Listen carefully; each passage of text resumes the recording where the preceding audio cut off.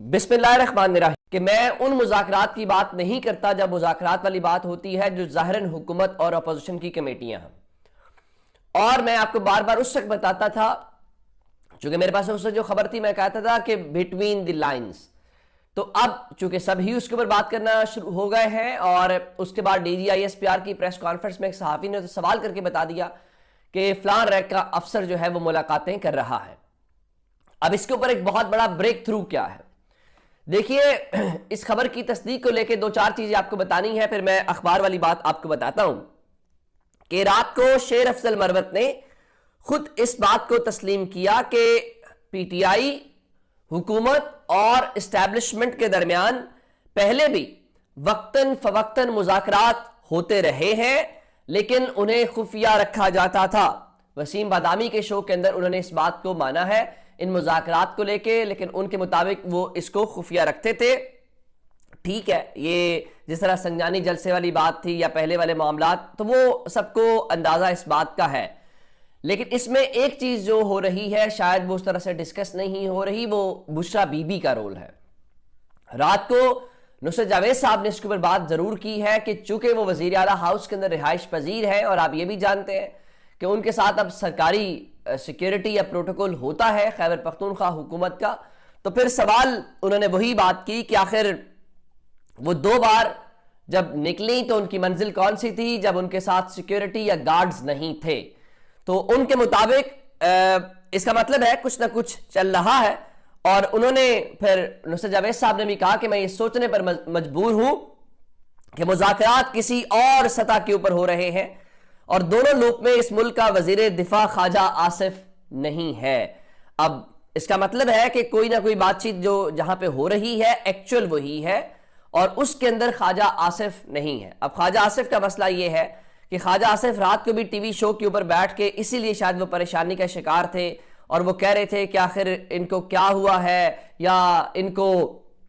مجھے ان کی نیک نیتی کے اوپر شک ہے، اس قسم کی باتیں وہ کر رہے تھے۔ اب آپ نے اگر دیکھا ہو تو اس بار جو لوگ اس چیز کو بڑی باریک بینی سے نوٹ کرتے ہیں، D G I S P R کی پریس کانفرنس میں جہاں بہت ساری اور باتیں تھی،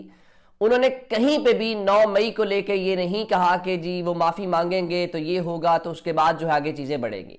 دوسرا، عمران خان نے کل 26 نومبر والی جب 26ویں آئینی ترمیم والی بات کو ڈراپ کیا تو لوگ اس کو بھی کچھ اور نظر سے دیکھ رہے ہیں کہ کچھ نہ کچھ تو چل رہا ہے۔ اس کی ایک تصدیق آج اخبار کی خبر کرتی ہے، اور اخبار کی خبر عمران خان کی خبر کی تصدیق بھی ہے، اور ریئلٹی بھی ہے، اور بریک تھرو بھی ہے۔ اور اب جو کل تک کہتے تھے کہ عمران خان معافی مانگے اور عمران خان جو ہے وہ یہ کرے اور وہ کرے، اب عمران خان سے صرف ایک مطالبہ کیا جا رہا ہے کہ یہ جو موجودہ ارینجمنٹ ہے، یہ جو موجودہ نظام ہے، آپ اس کو چلنے دیں تو باقی باتیں ہو جائیں گی۔ آج انصار عباسی نے جو خبر لگائی ہے، میں آپ کو وہ خبر پڑھ کے سنانا چاہتا ہوں۔ لکھا، عمران اگر موجودہ نظام قبول کر لے، یعنی Noon league Peoples Party M Q M کی حکومت کو قبول کر لے، عمران اگر موجودہ نظام قبول کر لیں تو گھر پر نظر بندی ایک آپشن مل سکتا ہے۔ آپ آپشن کی بات کر رہے ہیں، عمران خان نے خود کہا کہ مجھے یہ پیغام دیا گیا کہ اگر آپ جو ہے وہ ہمارے ساتھ ڈیل کر لیں تو آپ کو پولیٹیکل سپیس مل سکتی ہے۔ اور عمران خان نے کل بھی کیٹیگوریکلی کہا کہ نہ تو وہ ملک سے باہر جائیں گے، نہ کسی باہر والے ملک کے کہنے کے اوپر ڈیل کریں گے، نہ ہاؤس اریسٹ ہوں گے، اور نہ ہی اسٹیبلشمنٹ کے کہنے کے اوپر ڈیل کریں گے۔ تو انصار عباسی نے مزید لکھا، جی 9 مئی پر کوئی سمجھوتا نہیں ہوگا۔ اب معافی کے لفظ نہیں لکھا گیا۔ مذاکرات کے حوالے سے حکومت کی طرف سے پیش کی شرائط کوئی نہیں، لیکن اہم معاملات پر موقف واضح۔ بانی chairman P T I Imran Khan سمیت سنگین الزامات کا سامنا کرنے والے ملزمان کو عدالتوں سے کلیئر ہونا ہوگا۔ یعنی سمپل یہ بات کی گئی ہے کہ آپ اس حکومت کو مان لیں، اس حکومت کو چلنے دیں، اور اس کے بعد جو ہے آپ چلے جائیں۔ اور موجودہ اتحادی حکومت کے حوالے سے کہا جی 2029 تک، یعنی اس کو ٹائم جو اس کا 5 سال کا ہے وہ پورا ہو تو یہ 2029 تک برقرار رہے گی۔ لیکن اس حکومت کو بھی پتا ہے کہ گراؤنڈ کے اوپر ان کی کتنی وہ ہے ایکچول پوزیشن ہے، اور اسٹیبلشمنٹ کے لیے یہ حکومت کتنی کو سود مند ہے۔ بے شک یہ دیکھیں، یہ اخبار کے ذریعے،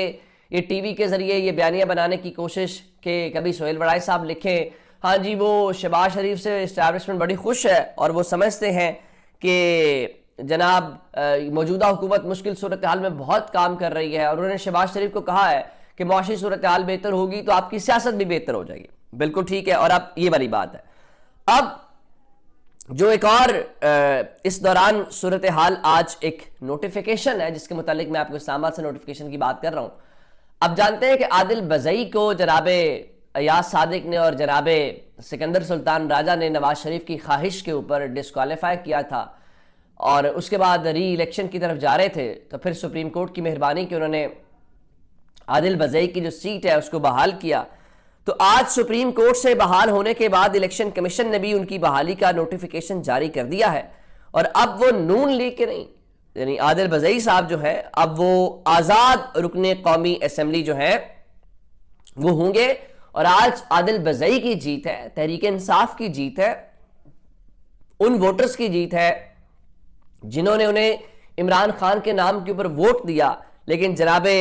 نواز شریف کی، جناب ایاز صادق کی اور جناب سکندر سلطان راجہ الیکشن کمیشن کی آج بڑی شکست ہے۔ اس لیے آپ جب آئین قانون کے مطابق فیصلے نہیں کریں گے تو پھر یہی کچھ ہوگا۔ اب آپ اس کو جو ہے وہ روک نہیں سکتے، نہ ہی آپ کے اس حوالے سے بس کی بات ہے۔ اچھا، اب یہ تو ہو گئی یہ ساری صورتحال میں نے آپ کے سامنے رکھا کہ آخر یہ سارا جو سینیریو ہے اس وقت بنتا ہوا کیا دکھائی دے رہا ہے۔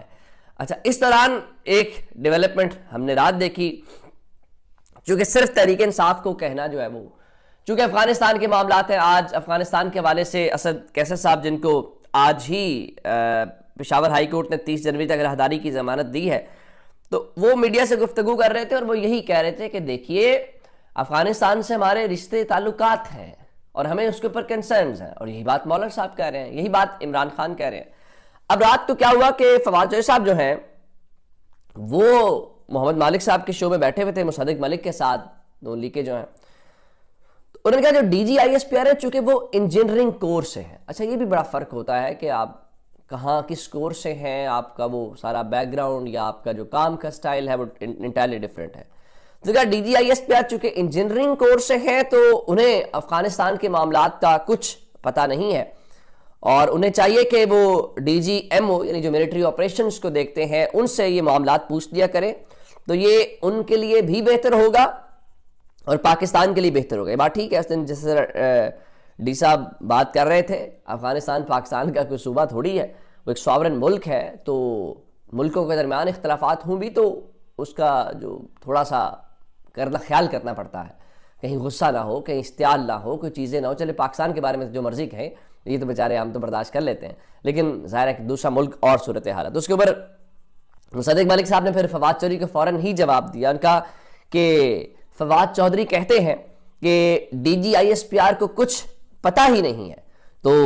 فواد چودھری کو